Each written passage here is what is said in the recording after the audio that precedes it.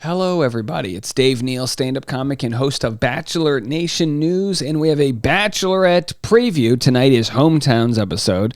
I'm going to share several trailers of what to expect, and we'll get ready for the season to begin to wrap down. So what does that mean? 2 more episodes after this, something like that? We'll have Hometowns, then Fantasies, then The Real Deal, and we'll kind of work our way to the finish line. It's happening so fast. Well, Bachelorette ABC posts this reel. They say, hometown bound. See you tomorrow, Bachelor Nation. That is tonight. I won't have any pre-show or post-show. I'm traveling. I'm here visiting family in the beautiful state of Rhode Island, the smallest state with the most clam chowder. That's where we are right now, getting some of that Flo's crab cakes like you read about, right, folks?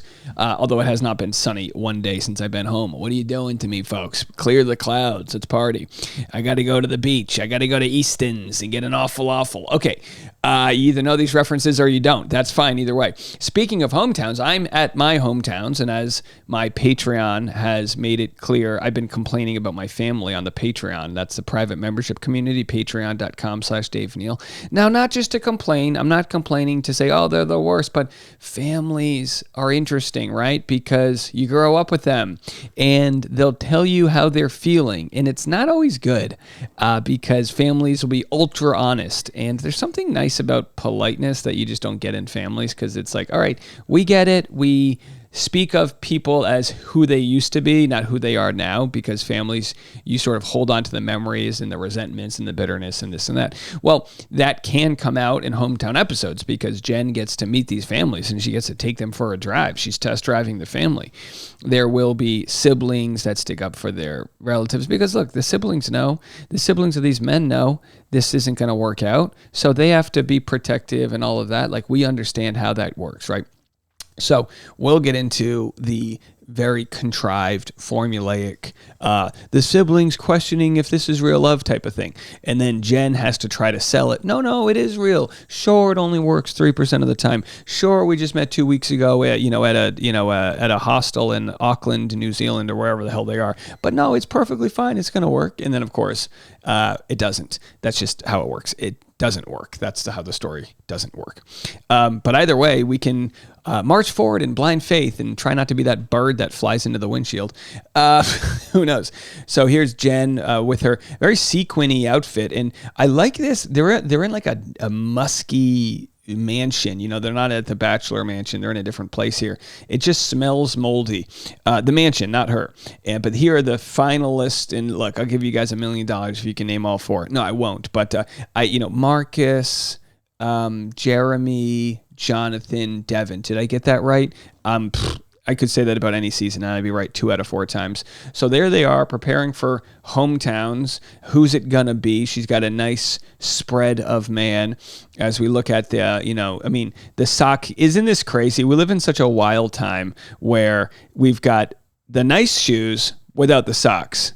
Nice shoes, white socks, sneakers, no socks. Like, which one? It's like a real who's who of what you shouldn't wear. But hey, that's kids these days. Back in my day, we wore socks that went up to our shins. We respected each other and wore penny loafers, and we tied the laces tightly in case we had to go running or something. All right. Anyhow, let's get to it. Here is the first of several trailers for tonight's episode. I'm in San Diego, California, and I will be meeting Jonathan's family today. Oh my God. Hi. This is Jen. Hello. Hi, Jen. It's nice to meet you. How are you feeling? Tell us everything. There has been a lot that has happened. He ate a grape after we stomped our feet in it. That was when I knew.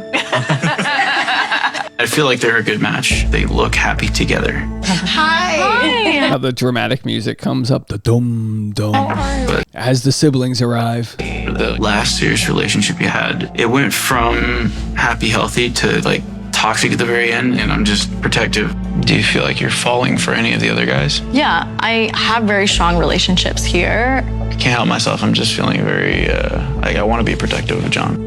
I 100% get it. Jonathan's brother gets emotional with me, I can only hope that they see what I see between the two of us. I am in San. All right. And they won't, because they're not in the cult, and that's how it works. And that's fine too. I've never met the parents where I've had to really sell myself. Now, you meet the parents, you want to look good, you want to put socks on your shoes, crazy things like that. You try to shave or put mouthwash, whatever. But in this case, it's like, they know you're dating 3 other men. Anyway, you get it. I'm kind of bored at this point when it comes to breaking down how the show works. We all get it. We know it's a TV show. She's going to try her best. She has to put on a brave face. She probably knows who she's going to pick at this point. It's hometowns week, and I feel conflicted. I want her to like my family because it could change things for me. The stakes are massive. This is one of the hardest nights I've had so far. That's it, I guess. I don't know. They don't have anything else for us, but we do have some info on Sam. Now, we know Sam left last episode, but because, look, we're at 5 minutes and I wanted to give you some more content because you're probably, eating an Asiago cheese bagel with bacon and eggs or whatever the hell you're doing, and you want this video. You're like, Dave, please make it last 12 minutes. Well, I can do that for you.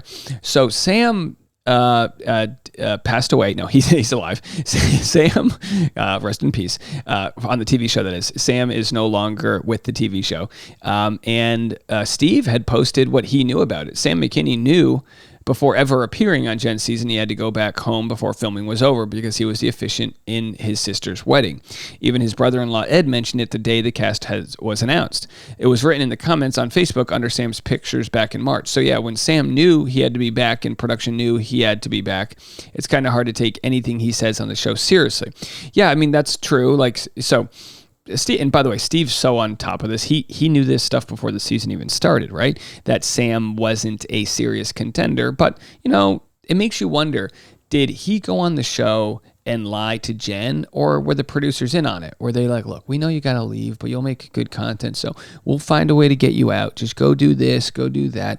And then it could be possible that Sam caught feelings in the process. We've all been in that situation where, you catch feelings when you don't think you're going to catch feelings. I'm not defending Sam at all. It's just you realize people are playing the part. Now, speaking of playing the part, in today's Rush Hour podcast, I'm going to cover Chad Johnson dating 90 Day Fiancé star Sophie Sierra. Chad Johnson, it was a perfect example of a guy who played the part. He was by all means an a-hole, by all means roid-raged, in his appearance, and he was great TV.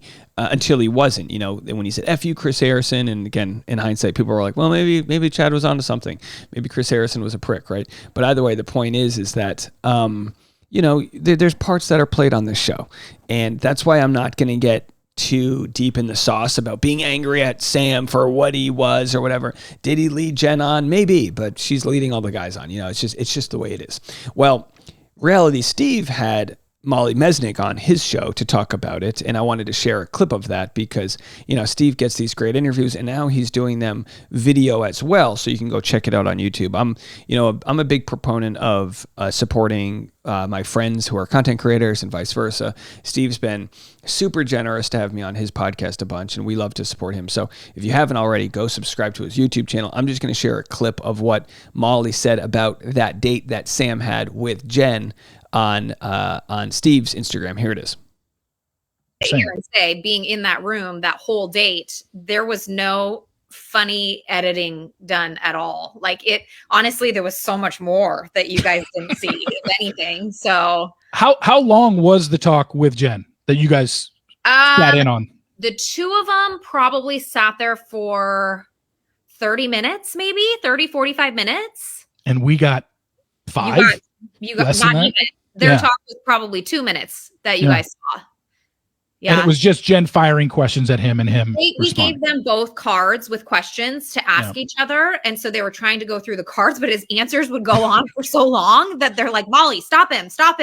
Move on to the next question. So that's so interesting too, where the editors on this show, a dinner date lasts 3 hours and they got to turn that into 5 minutes. You just can't even imagine. So good chat. Good to hear from Molly here, of course, winner of Jason Mesnick's season. I believe the winner, right? I think that's how it works out.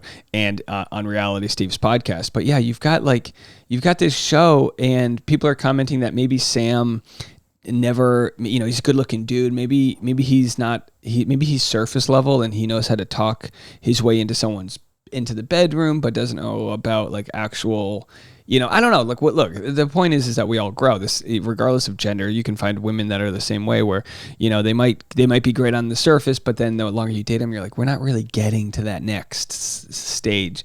And good on Jen for realizing that. Now, will she be able to realize that with these final 4 guys? Sure.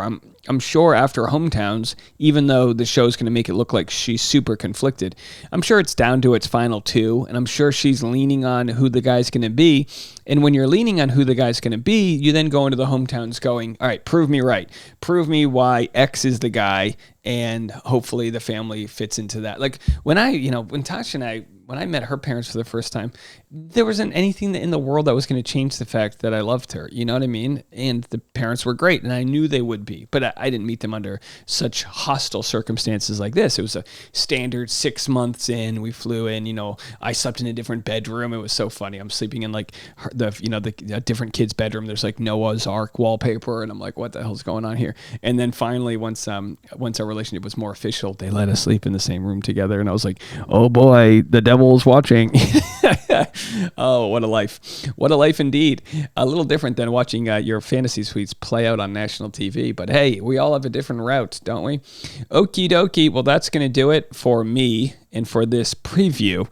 Again, we'll have our recap up first thing in the morning. And I hope you enjoyed tonight's episode. If you want more content, I will have your entertainment and podcast news, pop culture news, all on today's Afternoon Rush. You can search The Rush Hour with Dave Neal wherever you listen to podcasts. We'll see you then. Bye, everybody.